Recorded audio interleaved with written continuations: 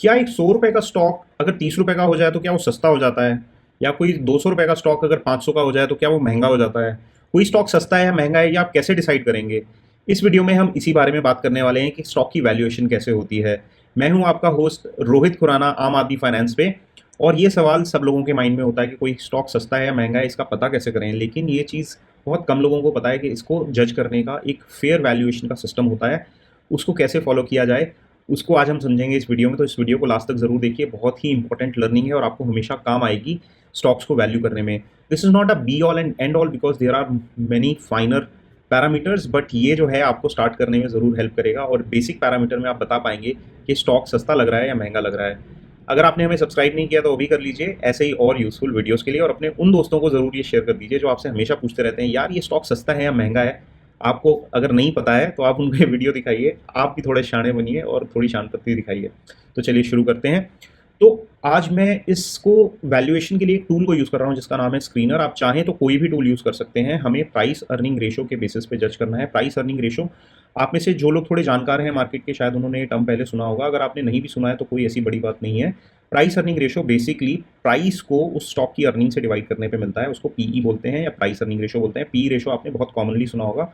ये जो financial influencers होते हैं या फिर फाइनेंशियल पंडित्स होते हैं, म्यूचुअल फंड जो फंड मैनेजर्स होते हैं, वो पी रेशो को कई बार मेंशन करते हैं। पी रेशो का मतलब है किसी कंपनी का price divided bye it's earning.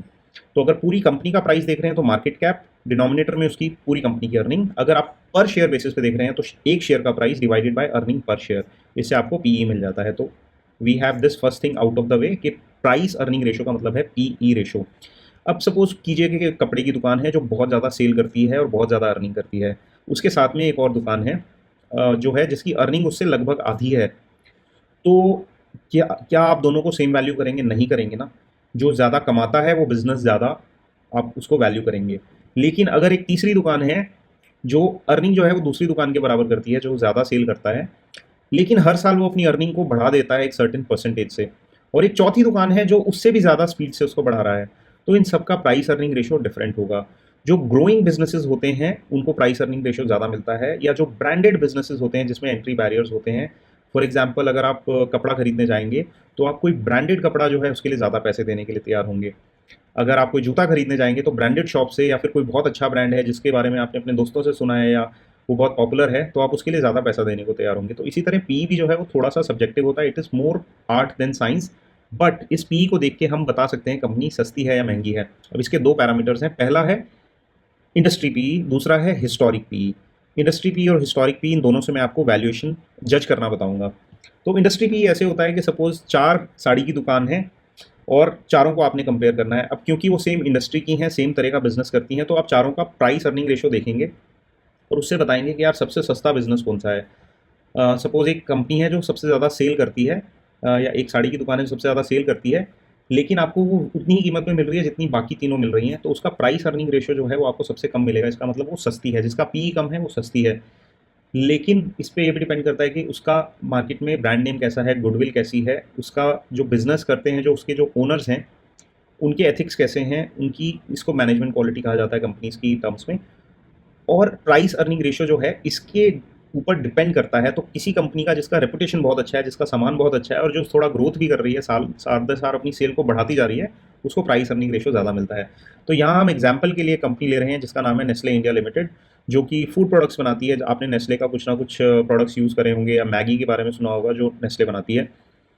अब यहाँ पे जो कंपनी का हम नाम ले रहे हैं, ये सिर्फ एक एजुकेशनल पर्पज से है। ये कोई बाइंग या सेलिंग रिकमेंडेशन नहीं है। Please consult your financial advisor before taking any trade or investment decision. And investments in securities market are subject to market risk. Make sure to read all documents carefully before investing. तो चलिए disclaimer out of the way, let's go ahead with the study. तो ये study ये कहती है कि इस company का पी जो है वो 82.3 है, लेकिन इंडस्ट्री का जो एवरेज पी है वो 48.2 है। इसका मतलब इस इंडस्ट्री की सारी कंपनीज का पीई ऐड करके नंबर ऑफ कंपनी से डिवाइड करें तो एवरेज पी जो निकलता है वो 48 निकलता है, लेकिन इस कंपनी को मिल रहा है 82। तो अगर आप सिर्फ इसको इंडस्ट्री पी से वैल्यू करेंगे तो आप कहेंगे कि ये कंपनी अपनी इंडस्ट्री की महंगी कंपनीज में से एक है, क्योंकि इसका जो इंडस्ट्री पी है वो इससे काफ़ी कम है। इसका मतलब या तो ये कंपनी बहुत ही अच्छी क्वालिटी में है, बहुत अच्छी सेल करती है, पता नहीं ये महंगी दिख रही है। लेकिन दूसरा पैरामीटर है हिस्टोरिक पी। तो अब हम ये देखेंगे कि कंपनी किस पी पे ट्रेड होती थी।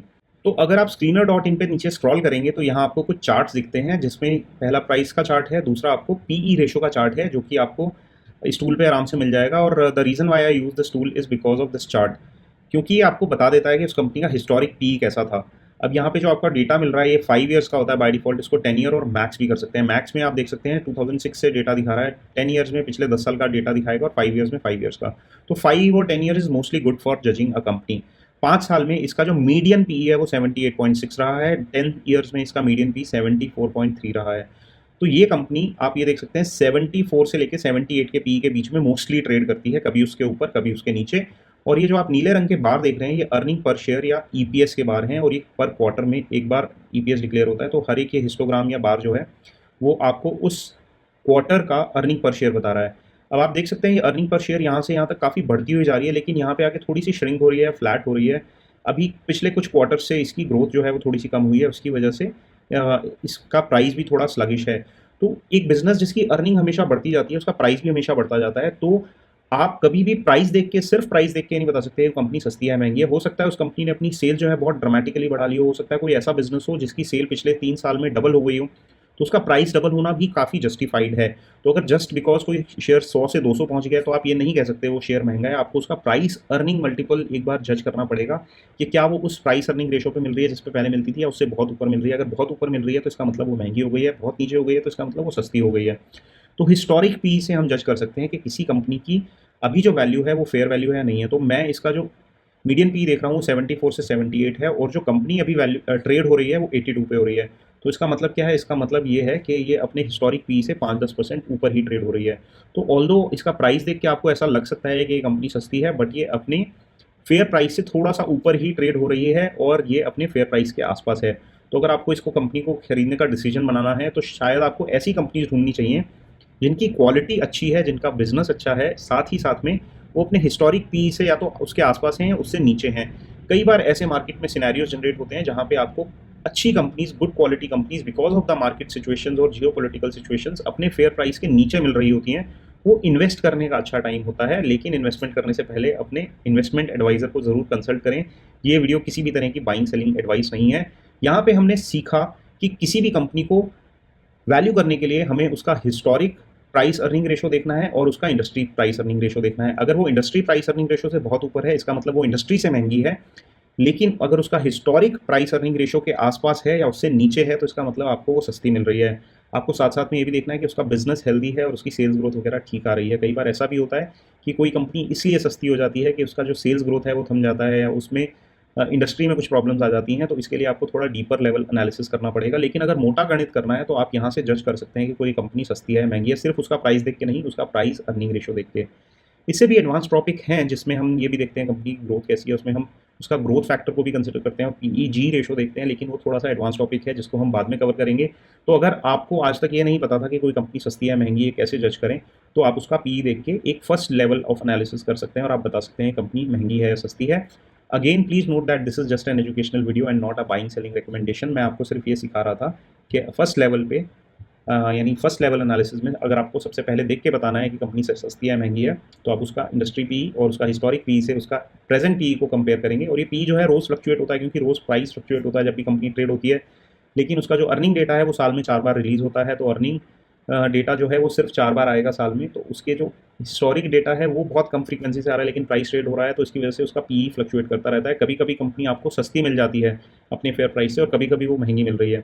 आप सस्ते समय में उसको खरीदना कंसिडर करेंगे तो शायद आपकी इन्वेस्टमेंट जो है वो आपको ज़्यादा रिटर्न देंगी लॉन्गर टर्म में, but this is your decision and your financial advisor's decision. अगर आपको ये वीडियो पसंद आया, अपने उन शाणे दोस्तों को भेजिए जो आपको बोलते हैं कि यार ये शेयर बहुत महंगा हो गया, अब इसको नहीं खरीदना है, सस्ता हो गया। उन्हें बोलिए सिर्फ प्राइस मत देखो, प्राइस अर्निंग रेशो देखो। तो इससे आप भी थोड़ा अपने ग्रुप में स्मार्ट लगेंगे। तो यूज़ कीजिए इस वीडियो को और थोड़े से स्मार्ट बनिए और उनको भी थोड़ा सा स्मार्ट बनाइए। आपसे मिलेंगे अपने नेक्स्ट वीडियो में, तब तक के लिए बाय बाय।